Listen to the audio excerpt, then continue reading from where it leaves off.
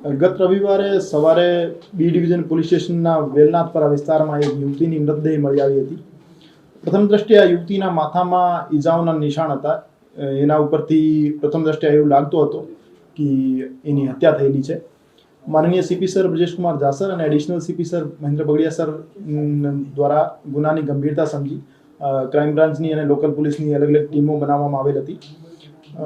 આ તપાસના કામે મનોજ દામોદ સાહેબ, પીઆઈ શ્રી જાદવ સાહેબ અને પીઆઈ શ્રી ગોંડલિયા સાહેબની ટીમોને ટેકનિકલ અને હ્યુમન સોર્સના આધારે હકીકત મળી કે એ જે યુવતી છે, યુવતીના પતિ હિતેશભાઈ છે, એમના દ્વારા જ એમની હત્યા કરવામાં આવેલ છે.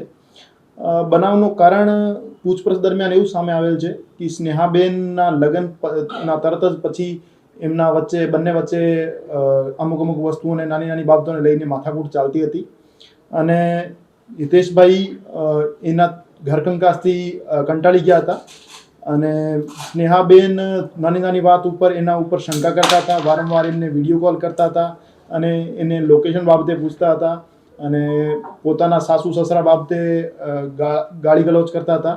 આ બધી વસ્તુઓથી કંટાળીને હિતેશભાઈ તે દિવસે એમને બહાર જમવાનું લઈ જઈ એવું કહીને સ્કૂટી ઉપર બેસાડી બનાવવાળી જગ્યા ઉપર લઈ ગયા હતા અને એના માથામાં લોખંડનો સળિયો મારીને એમની મૃત્યુ નિપજાવેલ હતી.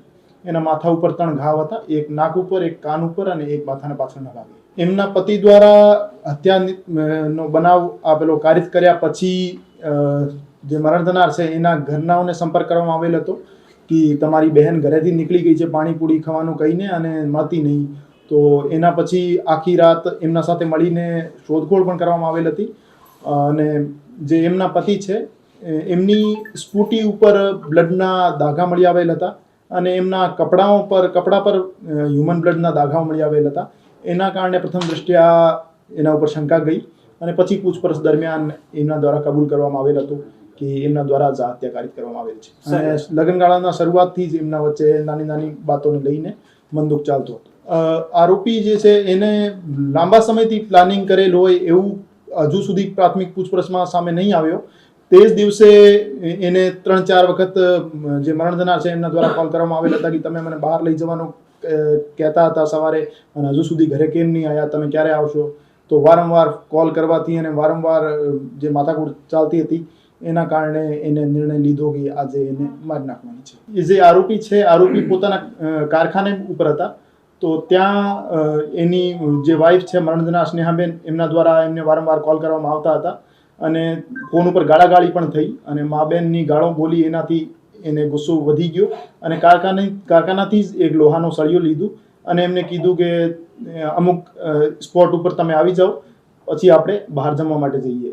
અને ત્યાં સ્કૂટી ઉપર બેસાડીને અવાવરૂ જગ્યા ઉપર લઈ ગયા અને પછી એમના માથા ઉપર વાર કરેલ.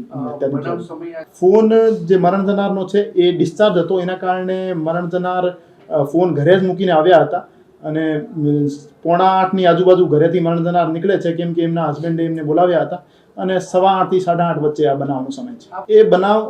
એ બનાવની વખતે એ જે બાળક હતો એમનો 2 વર્ષનો, એ આરોપી જે છે આરોપીના માતા પિતા પાસે હતો અને એ એમનો રૂટીન કોર્સમાં મૂકીને આવ્યા હતા. એની પત્ની જે છે બાળકનું ધ્યાન નહોતી રાખતી એટલે રેગ્યુલરલી એને જે હસબન્ડ છે આરોપી છે એ પોતાના માતા પિતા પાસે જ રાખતા હતા. સવારે મૂકીને આવે ને સાંજે લઈ આવે.